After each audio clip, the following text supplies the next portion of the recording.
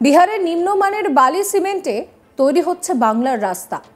আর রাস্তা তৈরিতে বেনিয়মের অভিযোগ তুলে ইঞ্জিনিয়ারকে কেন্দ্র করে চলল বিক্ষোভ। কাজ বন্ধ করে দিলেন স্থানীয়রা। এই ঘটনায় চাঞ্চল্য ছড়ালো মালদার হরিশ্চন্দ্রপুর ২ নম্বর ব্লকের পশ্চিম বেলসুর গ্রামে।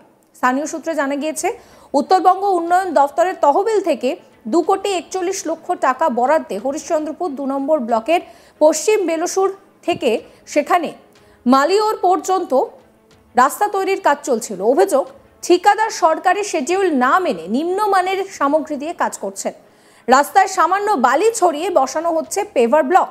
রাস্তার কাজ শেষ হওয়ার আগেই বাইক ও সাইকেলের চাকায় ভেঙে যাচ্ছে পেভার ব্লক।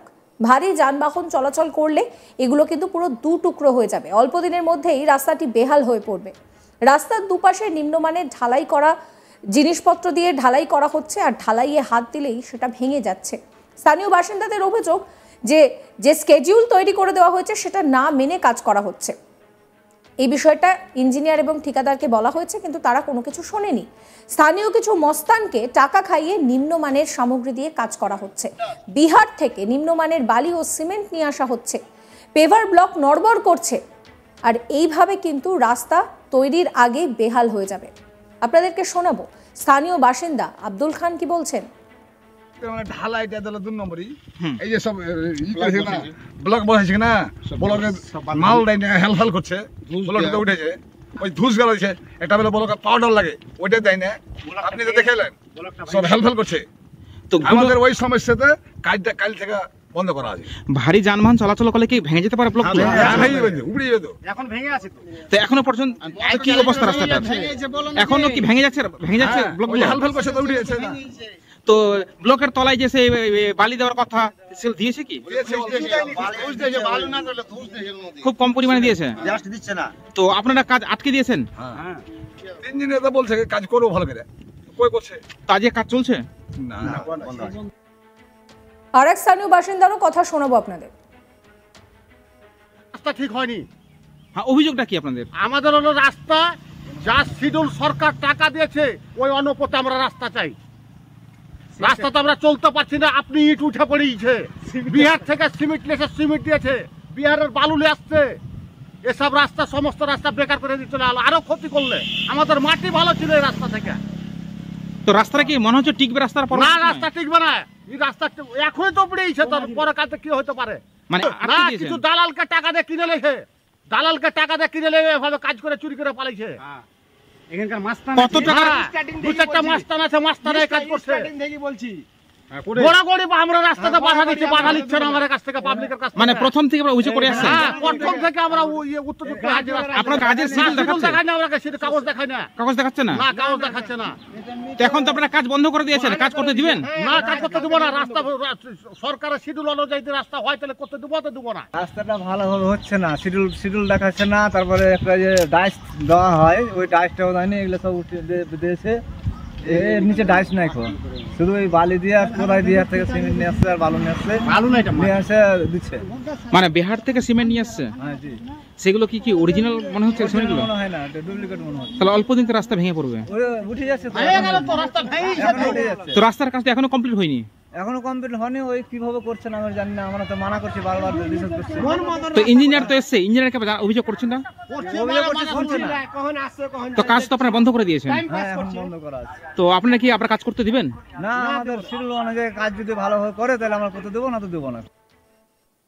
ইঞ্জিনিয়ার ইজাহারুল হক বলছেন যে শিডিউল মেনেই কিন্তু কাজ করা হচ্ছে, তবে রাস্তার দুপাশের ঢালাই কিছুটা খারাপ হয়েছে, সেটা আবার ঢালাই করে দেওয়া হবে।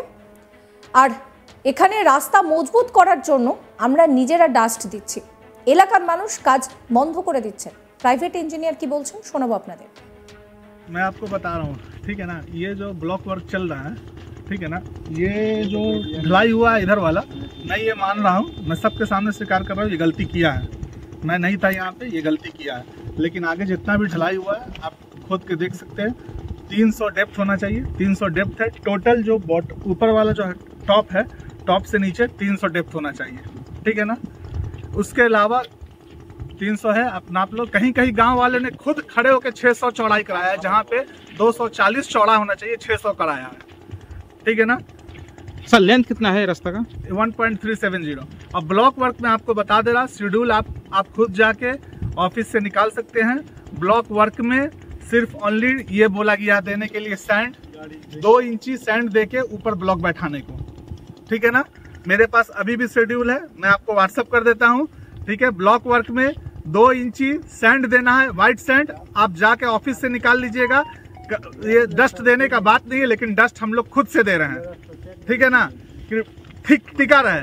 लेकिन जो शेड्यूल है आप ऑफिस से जाके पता कर लीजिए सर कि ये इसमें डस्ट देना है 2 इंची, उसके ऊपर से 60 mm का ब्लॉक देना है ग्रे कलर का। सर अमाउंट कितना हुआ रास्ता का? 2.41 লাখ। এই ঘটনাকে কেন্দ্র করে রাজনৈতিক তরজাও কিন্তু ইতিমধ্যেই শুরু হয়ে গিয়েছে। তৃণমূলের তরফে আশিস কুণ্ডু কি বলছেন শোনাবো আপনাদের।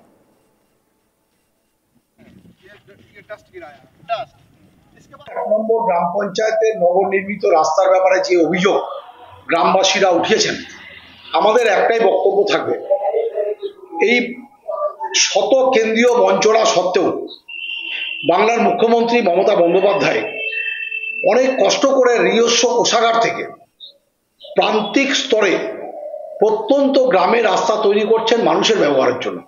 কাজ হচ্ছে মানুষের জন্য, মানুষের জন্য যে কাজ সেটা যদি সঠিকভাবে না হয় তার কিন্তু দায়বদ্ধতা যারা কাজ করছেন তাদেরকে নিতে হবে।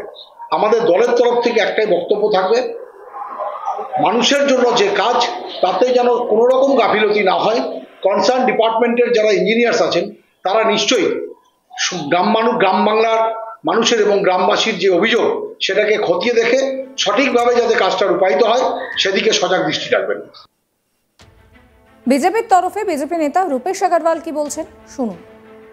বিক্ষোভ শুধু বেলসুরে শুরু হয়নি, এই বিক্ষোভটা জনসাধারণের মধ্যে সর্বত্র ছড়িয়ে গেছে। পশ্চিমবঙ্গের মধ্যে আনাচে কানাচে সর্বত্র এইরকম বিক্ষোভ দেখা দিচ্ছে। কিছু বিক্ষোভ ধরা দিচ্ছে, কিছু বিক্ষোভ ধরা দিচ্ছে না। সমস্ত সাধারণ মানুষ বিক্ষুব্ধ হয়ে গেছে এই সরকারের বিরুদ্ধে। মানুষ চাইছে এই ধরনের এই সরকার যেন কোনোদিনও না আর আসে, এই সরকারকে ইতিহাসের পাতায় যেন খুঁজে না পাওয়া যায়। এই ধরনের বিক্ষোভ এখন মানুষ চাইছে। স্বাভাবিক কথা, এই সরকার যতদিন থাকবে কাটমানি নিয়ে কাজ দিবে ঠিকাদারদেরকে, আর কাটমানি নিয়ে যদি কাজ দেয় তাহলে ঠিকাদার কত উন্নত মানের কাজ করবে। তো সাধারণ মানুষ যখনই নিম্নমানের সামগ্রী দিয়ে কাজ হবে তখনই জনসাধারণ বিক্ষোভ করবে। এখন উচিত নেতাদেরকে, তৃণমূলের নেতা কর্মীদেরকে ঘর থেকে টেনে টেনে বের করা। জনসাধারণের উচিত হয়েছে, এই চাকরি চুরি করেছে, রেশন চুরি করেছে, এই যে চাকরি চুরির ব্যাপারে যে নেতারা টাকা নিয়েছে, তো যাদের চাকরি গেছে টাকা নিয়ে তাদেরকে তো ঘর থেকে বের করবে। তো স্বাভাবিক কথা, এই সরকার আর চলতে পারে না। আপনারা আপনাদের মতামত জানাবেন। সমস্ত খবরের আপডেটের জন্য চ্যানেলটিকে সাবস্ক্রাইব করবেন, নোটিফিকেশন পেতে বেল আইকনে ক্লিক করবেন, ফলো করবেন আজ তাক বাংলার হোয়াটসঅ্যাপ চ্যানেল।